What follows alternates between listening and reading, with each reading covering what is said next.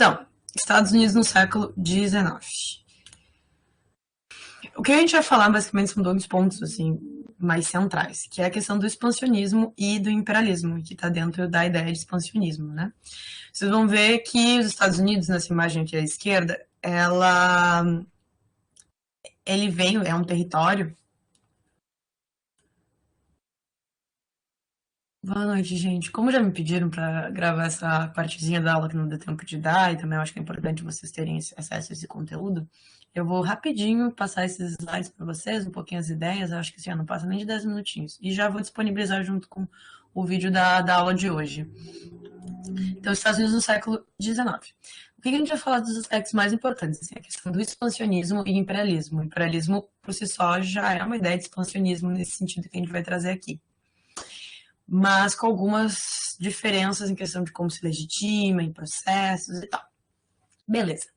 O território dos Estados Unidos, até onde a gente tinha estudado, quando a gente estava falando de independência, era esse aqui das antigas 13 colônias, né? Mas você vê que já com o Tratado de Versalhes, que é o que oficializa a independência dos Estados Unidos, eles adquirem toda essa parte também. Então, vão fazer essa conquista para o oeste.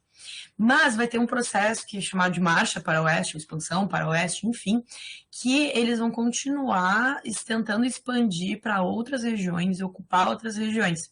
Muitas delas vocês vão ver que foram compradas pela França, foi anexado, ó, esse aqui é anexado, o Texas, comprado pelo México, aí aqui também, ó, cedido pelo México, cedido, né, sob livre e espontânea opressão, cedido pela Inglaterra, enfim. Mas esses processos para conquistar esses espaços, eles na verdade não foram só em grandes diplomacias e tal, mas num processo mesmo de expansão, de tomada de território. E isso vai ser muito também a custo do massacre indígena. E é interessante pensar, por exemplo, uma tendência muito grande que tinha nas produções de filmes e tal, para se pensar nessa época, são os filmes de faroeste, né? Que se vocês verem, em geral, o inimigo nos filmes de faroeste são indígenas. São indígenas que vão destruir uma cidade erma, que não tem quase nada em volta, que é muito resultado de um processo de expansão que os colonos vinham fazendo, né? Agora estadunidenses, com sua independência. Então eles vinham fazendo isso, e aí esses filmes de faroeste é muito sobre o indígena, o grupo indígena exótico do mal, que quer destruir a mocinha, que é um exemplo de fragilidade, uma mulher branca, ou que quer destruir uma comunidade inteira e tal, de pessoas que estavam fazendo esse processo de expansão, fazendo parte, e aí tem o grande herói, né, neste faroeste, que é um homem armado, alguns homens armados, que em geral vão massacrar completamente os indígenas. Isso é um pouco alguns resultados de uma produção cultural mesmo, do que é esse período, do que é essa expansão interiorana, assim, e toda a cosmologia que é criada em volta dessa expansão, né, dos indígenas como exóticos, inimigos, estranhos, perigosos, o uso próprio da ideia da mulher branca frágil que precisa ser protegida, né. Então, enfim, essa expansão interior, né, que vai ser através, então, desses processos e também por exemplo, ali o cedido para a Inglaterra e tal, é processos diplomáticos mesmos que são feitos. A expansão para o exterior, a gente vai pensar um pouco nas dinâmicas de imperialismo, que vocês vão estudar mais isso quando forem estudar as ditaduras da América Latina, que são, em grande medida, financiadas pelos Estados Unidos em processos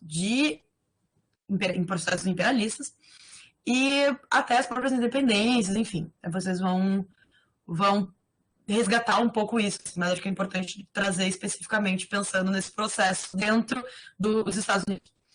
Então, duas coisas assim, que legitimam essas expansões exteriores se meter nos outros territórios de outros lugares, né, com outros povos.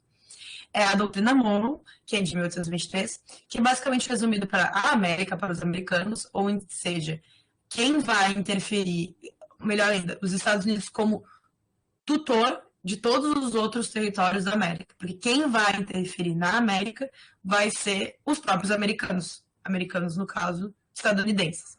Então, isso vai resultar muito nas interferências políticas que sofrem as nações latino-americanas nos próximos períodos ali do século XIX para frente, né? E também o destino manifesto, que é a ideia de que Deus reservou um destino glorioso para os Estados Unidos, o que dá, então, assim, uma legitimidade religiosa, espiritual para os processos de expansão, tanto internos quanto externos que eles vão fazer, né? Que vai ser as conquistas de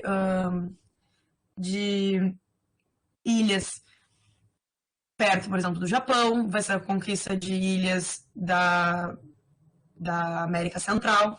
Então, vocês vejam que tem todas essas questões. Mas, pensando também agora questões internas, como a gente tinha comentado quando a gente pensou em 13 colônias, o Sul e o Norte são muito diferentes dos Estados Unidos. E isso vai continuar acontecendo apesar da expansão territorial que vai se passando, apesar de terem se tornado independentes. E aí aqui vai, no mapa que vocês vão ver, em azul, seriam os estados da União, que eles vão chamar, que são basicamente os federalistas dos estados do norte. Importante destacar que aqui ainda não eram estados, vocês veem, são territórios que só depois do processo da Guerra de Secessão, que a gente vai agora, daqui a pouquinho, no próximo slide, conversar sobre, eles ainda não eram estados nessa região. Aqui, esses em cinza, eles são estados que estão ligados aos federalistas, mas com algumas divergências nas leis, que eu já vou falar um pouco sobre. E esses aqui em vermelho são os estados que são chamados de confederados, ou seja, os estados do sul. E vocês vão ver esse tipo de dinâmica até hoje, quando a gente vai pensar em política dos Estados Unidos, assim, tipo, onde o Trump teve mais aceitação. Foi nos estados confederados, onde ele conseguiu maior votação, enfim. E isso não é tão, isso vem de processos muito antigos de como se constitui a nação, né? Então tá, os estados do norte, quais são as características deles básicas? Trabalho assalariado, a produção industrial voltada para o mercado interno, a favor da abolição da escravidão, não só por preceitos morais, né, como muitas vezes a gente reivindica que é por isso, mas principalmente porque se todo mundo vira trabalhador assalariado, todo mundo precisa pagar para consumir. Se todo mundo precisa pagar para consumir, aumenta os consumidores. E como eles tinham uma economia totalmente voltada para o mercado interno, para a produção de insumos de consumo, de manufaturas, enfim, a abolição da escravidão era o ideal para a expansão do seu próprio mercado, né? E é a favor das tarifas de proteção contra produtos estrangeiros, justamente porque eles são os que produzem produtos que competem com os estrangeiros, né? Então querem medidas de protecionismo. E os Estados do Sul, são os confederados, é o quê? Trabalho escravo, aristocrático, voltado para o mercado externo, muito parecido, nesse sentido básico, do que é a colônia brasileira, né? Na época, a colônia do que hoje em dia é o Brasil, a colônia portuguesa, né? Ou a própria espanhola, justamente pelo que a gente conversou sobre a temperatura ser subtropical, né? Então, ser ideal para as produções de algodão, tabaco, enfim, e fumo. Enfim. E aí eles são contra a abolição da escravidão, porque a mão de obra básica deles é a escravização, né?